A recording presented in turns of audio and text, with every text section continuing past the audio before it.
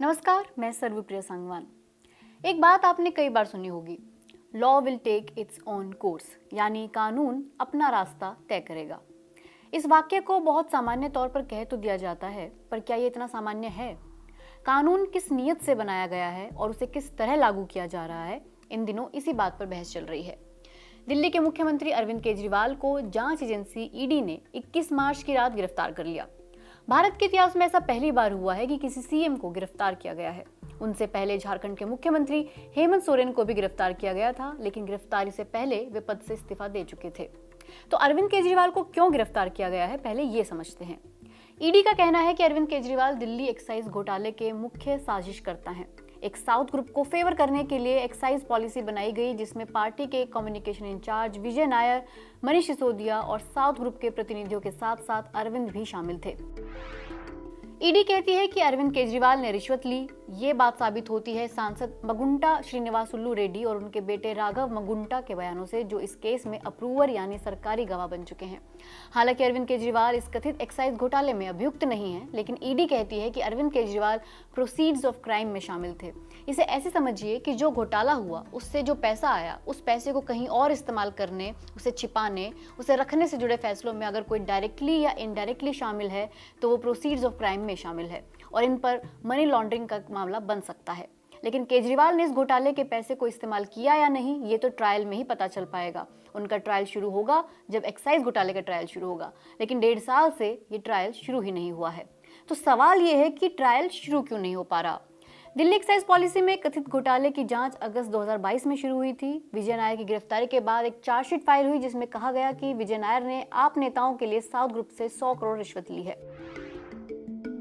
फिर फरवरी 2023 में कुछ और गिरफ्तारियां होती हैं और 2 महीने बाद अप्रैल में ईडी दूसरी सप्लीमेंट्री चार्जशीट दाखिल करती है राघव मगुंटा और कुछ दूसरे व्यापारियों के खिलाफ।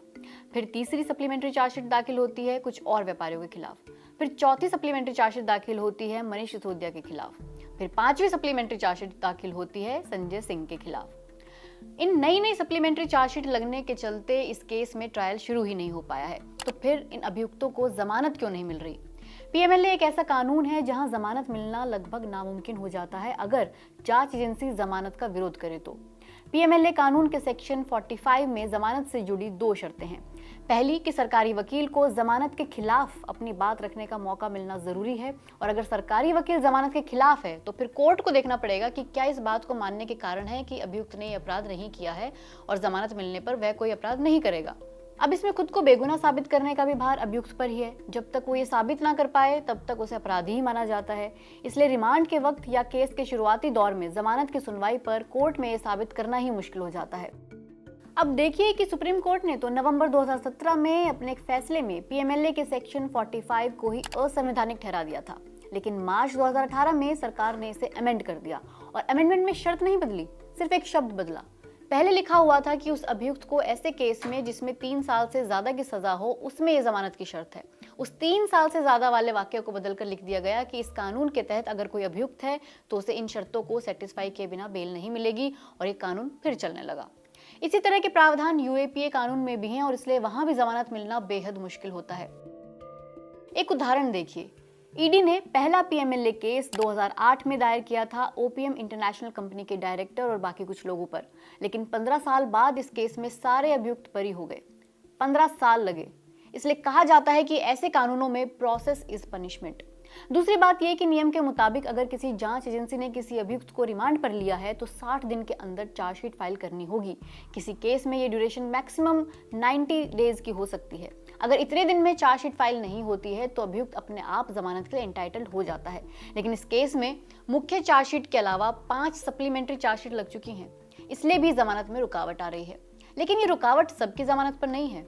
इस मामले में अरविंद केजरीवाल के वकील अभिषेक मनु सिंघवी ने कोर्ट से कहा कि एक पैटर्न चल रहा है।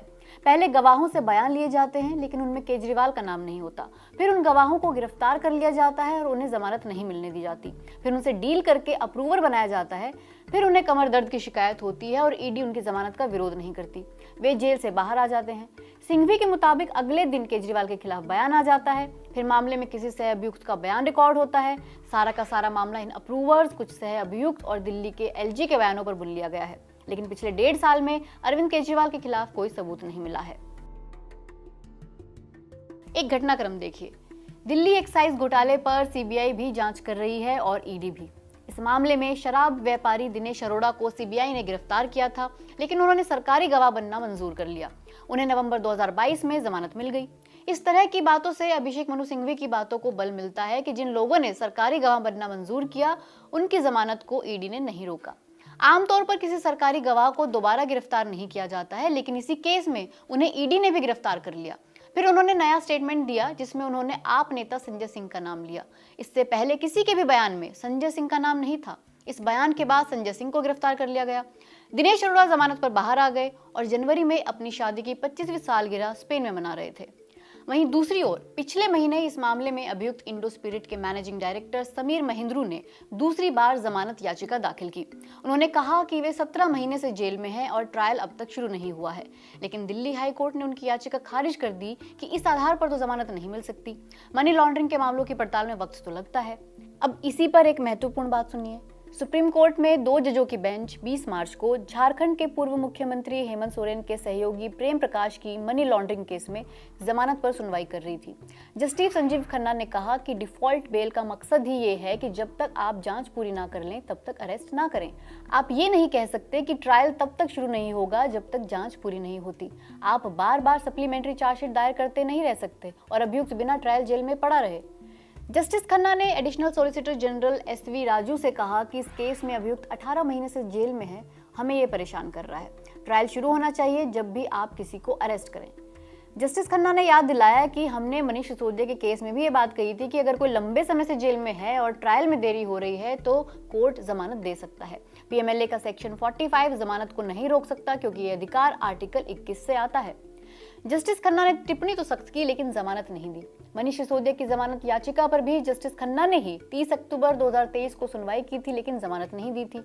उस बात को भी 5 महीने होने वाले हैं और ये बात सिर्फ जस्टिस खन्ना ने नहीं की, इससे पहले भी अप्रैल 2023 में सुप्रीम कोर्ट ने ऐसा ही फैसला दिया था।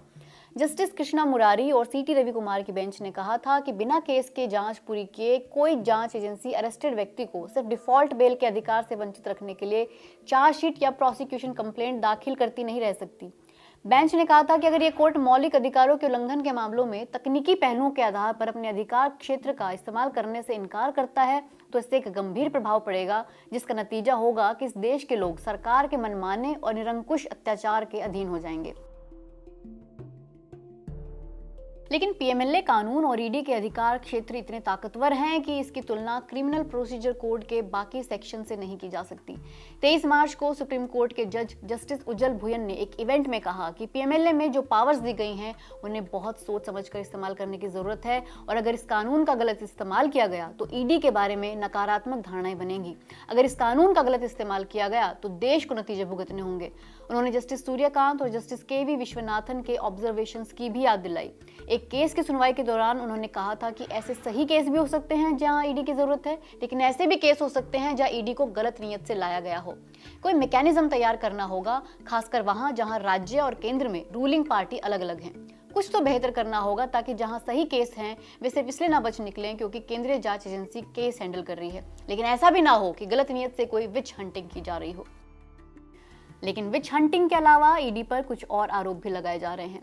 न्यूज लॉन्ड्री और द न्यूज मिनट की रिपोर्ट में दावा किया गया है कि कम से कम 30 ऐसी कंपनियां हैं जिन पर ईडी और इनकम टैक्स की जांच चल रही थी और उन्होंने 335 करोड़ का चंदा बीजेपी को दिया। हाल ही में इलेक्टोरल बॉन्ड योजना को भी सुप्रीम कोर्ट ने असंवैधानिक बताया था। कोर्ट ने स्टेट बैंक ऑफ इंडिया से सारी डिटेल्स सार्वजनिक करने को कहा। इन डिटेल्स के सामने आने के बाद एक नई चर्चा शुरू हो गई है।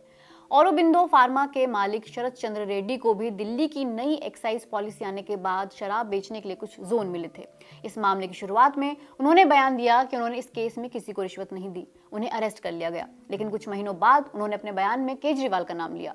इसके कुछ महीने बाद उन्हें भी जमानत मिल गई। इलेक्टोरल बॉन्ड के सार्वजनिक किए गए आंकड़ों से पता चला कि नवंबर 2022 में अरेस्ट के 5 दिन बाद उनकी कंपनी ने भाजपा को 5 करोड़ रुपए इलेक्टोरल बॉन्ड के जरिए दिए। आम आदमी पार्टी के नेता आतिशी और सौरभ भारद्वाज कह रहे हैं कि मनी ट्रेल तो भाजपा की ओर जा रही है, इसलिए भाजपा को अभियुक्त बनाइए। मान लीजिए अगर कोई बिजनेसमैन किसी एक केस में मनी लॉन्ड्रिंग का अपराधी साबित होता है तो समझ लीजिए उसके बाद उसने जो भी प्रॉपर्टी खरीदी या उससे चाहे शेयर मार्केट में इन्वेस्ट कर पैसा कमाया तो पैसा टेंटेड है, मनी लॉन्ड्रिंग को कॉन्टिन्यूअस ऑफेंस बना दिया गया है। सुनने में तो ये सही लग रहा है कि ऐसा ही होना चाहिए, लेकिन ऐसा हुआ कितने केसेस में? ईडी पर यह सवाल पिछले साल भी उठे थे कि एजेंसी सिर्फ केस दायर करती रहती है और मामला कहीं पहुंचता नहीं। इसलिए ईडी ने 31 जनवरी 2023 तक का डेटा अपने वेबसाइट पर लगाया और कहा कि नहीं, हमारा कन्विक्शन रेट तो 96% है। 96%, ये कैसे?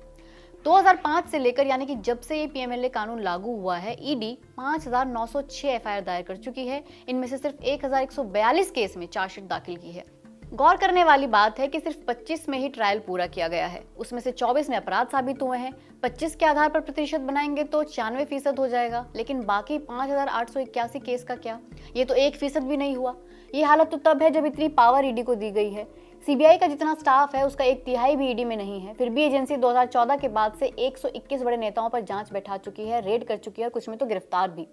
कांग्रेस नेता शशि थरूर ने भी पिछले साल एक लिस्ट जारी की थी। इस लिस्ट में उन नेताओं के नाम थे जिन पर ईडी या सीबीआई जांच चल रही थी, लेकिन जब उन्होंने बीजेपी ज्वाइन की, उन पर जांच बंद हो गई। अब जरा साउथ के इस ग्रुप को देखें। दिल्ली एक्साइज स्कैम में आंध्र प्रदेश से सांसद मगुंटा श्रीनिवासुलु रेड्डी और उनके बेटे राघव भी अभियुक्त थे, जो अप्रूवर बन गए। अब मगुंटा अपने बेटे सहित टीडीपी में शामिल हो गए हैं। मगुंटा ने जब पार्टी छोड़ी तो बताया कि इस बार उनके बेटे राघव चुनाव लड़ेंगे। गौर करने वाली बात है कि वहां टीडीपी और बीजेपी अलायंस में है, मिलकर चुनाव लड़ रहे हैं। ऐसे उदाहरण से विपक्ष आरोप लगाता है कि जब तक कोई सत्तारूढ़ पार्टी में है तो उसके आपराधिक केसेस को ठंडे बस्ते में डाल दिया जाता है। जब वह किसी दूसरी पार्टी में शामिल हो जाए, विपक्ष में आ जाए, तो उसके केस खोल दिए जाते हैं। एक समय था जब खुद नरेंद्र मोदी और बीजेपी के दूसरे नेता खुलकर कहते थे कि कांग्रेस सरकार सीबीआई का दुरुपयोग करती है।